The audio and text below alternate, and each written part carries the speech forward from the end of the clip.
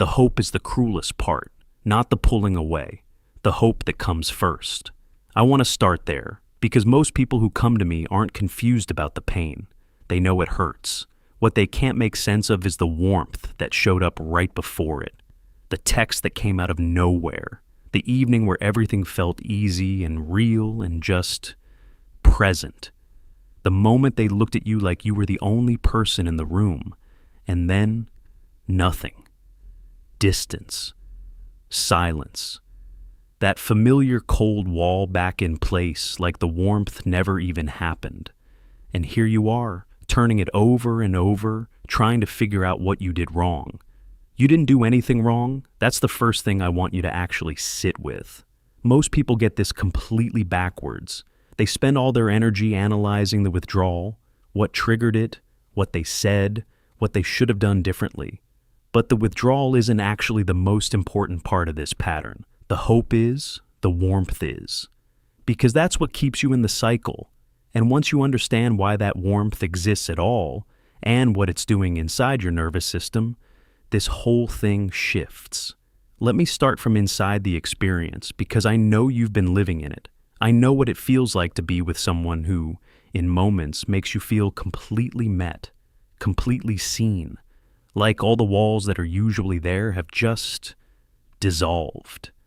And in those moments you think, this is who they really are. This is what's possible between us. If only they could stay here. So you wait, you accommodate, and you slowly, quietly reshape yourself around the hope that the warm version will come back and stay this time. That reshaping, that's where the real damage happens. Here's what's actually going on underneath the warmth. People with avoidant attachment tend to pull away when closeness triggers their attachment system. And this isn't a lack of care, it's a deactivation strategy, a way to reduce overwhelm and hold on to some sense of control. Their nervous system's whole thing is minimizing emotional needs and maintaining distance when attachment feels dangerous. If someone learned early that needing people meant rejection, criticism, or chaos, their system figured out that survival meant needing less, handling things alone. These aren't conscious choices, they're automatic. So when the avoidant person in your life pulls back, they're not punishing you. They're following an internal alarm that's probably been wired in since childhood. And the closeness you're offering, that's the very thing setting it off. But then something else happens. And this is the part almost nobody talks about. When the pressure lifts, when you stop reaching, when space comes back, when the emotional weight of the relationship backs off, the alarm quiets, and what rushes in is longing, real longing. They do miss you, they do feel something, so they move back toward you, the warmth returns, and your whole nervous system lights up. That's not manipulation, that's just the pattern. But what it does to you, that's what you need to understand. There's actually research on this. On again, off again relationships run on intermittent reinforcement, unpredictable rewards that create something almost addictive, like affection after a stretch of distance. It works the same way gambling does. The inconsistency makes the highs feel more intense. Your brain clings to hope during the cold phases, and then the reunion hits like a dopamine surge that just reinforces the whole thing. It can feel exactly like love, but a lot of the time, it's attachment to the chaos, not to the person. I want you to really hear that. Your brain isn't weak. Your feelings aren't pathetic. Your nervous system is doing exactly what nervous systems do inside an unpredictable reward pattern. When they pull away, dopamine drops. When they come back, it surges. That chemical high makes unavailable people feel intoxicating. And it makes steady, consistent love feel boring, weirdly. This is something I had to sit with for a long time myself. The intensity of what I felt didn't mean the relationship was extraordinary. It meant my nervous system was working overtime to manage the unpredictability. There's a difference, and that difference matters a lot when you're trying to figure out why you keep staying. Okay, let me pull back a little. Researchers have actually named this the pursue-withdraw cycle, One partner seeks closeness, the other withdraws to regulate the emotional intensity. And here's why it's so hard to break. Each person's behavior confirms the other's core belief. The anxious partner's fear that people always leave gets confirmed every time the avoidant withdraws. And the avoidant's belief that closeness is suffocating gets confirmed every time the anxious partner pursues harder. Both people are responding to real threats, but their ways of protecting themselves keep triggering each other's deepest fears. Both people are telling the truth about what they feel. Neither one is lying, but the truths they're each living are completely incompatible. And the tragedy? The harder each person tries to fix it, the worse it gets. Without something actually changing, this pattern can go on for years. Years. I want that to land. Because I've talked to people who've been inside this cycle for 2, 3, 4 years, still hoping the next conversation will be the breakthrough, still believing that if they find the right words, the right amount of patience, the right version of themselves, the avoidant person will finally feel safe enough to stay. And I have to be honest with you here. If you have avoidant attachment, your brain learned that closeness equals danger. You were rewarded for independence and punished for emotional needs. That's childhood wiring. That's a survival strategy that worked once in a very different environment with people who genuinely couldn't be trusted with your vulnerability. And it became the default operating system for every relationship after that.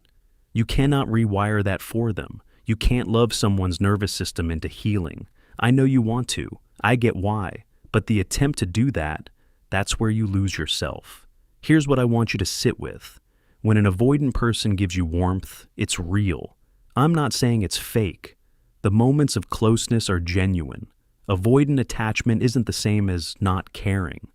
Avoidantly attached people often care deeply. They're just blocked from expressing that care in the language of closeness their partner most needs. That mismatch is what drives the cycle. It's not a failure of love. So they feel it. They just can't sustain it. Because the moment the closeness deepens, when intimacy starts brushing up against old wounds, deactivation kicks in to protect them, and the warmth withdraws, not because they stopped caring, but because their system classified the closeness as a threat. Nobody prepares you for that. Nobody tells you that you can be genuinely loved by someone and still be genuinely left, that the warmth was real and the disappearance was also real, that you didn't imagine the connection and you didn't imagine the wall. Both things are true at the same time. And sitting with that, sitting with the fact that there's no magic combination of words or behavior that makes this stop, that is one of the hardest things I've ever watched someone have to accept. Because we're wired to look for patterns. We're wired to find what we did wrong so we can fix it, so we can feel like we have some control. But here's where it turns. The question isn't what you're doing to make them pull away.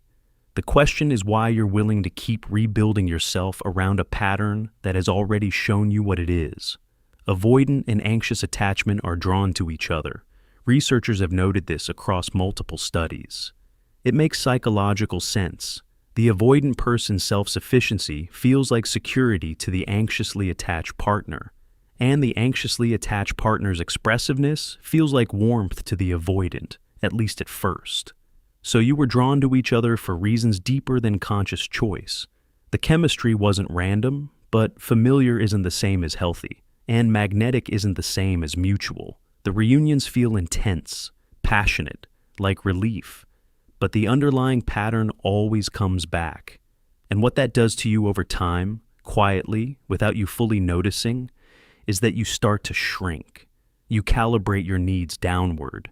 You stop asking for things you have every right to ask for because you've learned, through experience, that asking tends to trigger the withdrawal you're trying so hard to prevent. So you go quiet about your real needs. You tell yourself you're being patient, understanding, mature. But what you're actually doing is abandoning yourself in small daily ways. And I think the most important question, the one underneath all of this, isn't can they change? It's what is this costing you right now, today, in the life you're actually living? Not the future, not the potential. right now. Because the hope isn't neutral. The hope has a cost. Every month you spend orienting your emotional world around someone who gives you warmth and then withdraws it is a month you're not building a life that's yours, not investing in yourself, not opening yourself to people who actually have the capacity to be present. And I don't want to be bleak here, because attachment styles aren't fixed. They can change with awareness, effort, and usually some real support. Research suggests around 25% of people's attachment styles shift over time, especially through therapy or genuinely corrective relationship experiences. So, change is possible for them, but it requires them to want it, to do the uncomfortable, frightening work of looking at why closeness feels dangerous and choosing to stay anyway. You can't do that for them. And if they're not doing it, if the pattern keeps repeating and nothing shifts, that tells you something important. Here's where I want to come back to you. You came into this with a full heart. You offered something real, and you deserve to have that met with something equally real. Not crumbs, not warmth that disappears the moment it starts to feel like too much. Actual presence, actual showing up.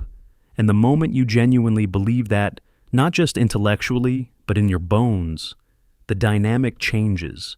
Because you stop bending yourself into shapes that fit around their fear. You stop making yourself smaller to make the space feel safer for them. You start asking the question that actually matters.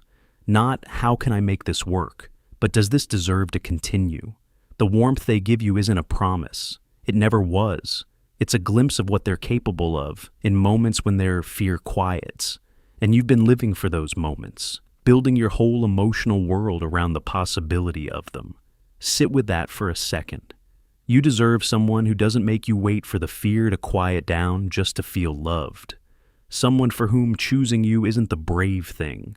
It's just the thing they do.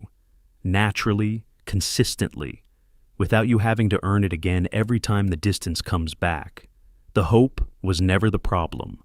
Your capacity to hope is honestly one of the most beautiful things about you. The question is whether the person receiving it is capable of honoring it. And if the answer is not yet, and you've been waiting a long time for that yet to arrive, then the most loving thing you can do for yourself is to stop waiting. Not with bitterness, not with blame, but with this quiet, steady recognition that some people aren't ready. And your life is too real and too short to live it entirely in the gap between their moments of warmth. That's where the healing starts, not in understanding them better, in finally choosing yourself first.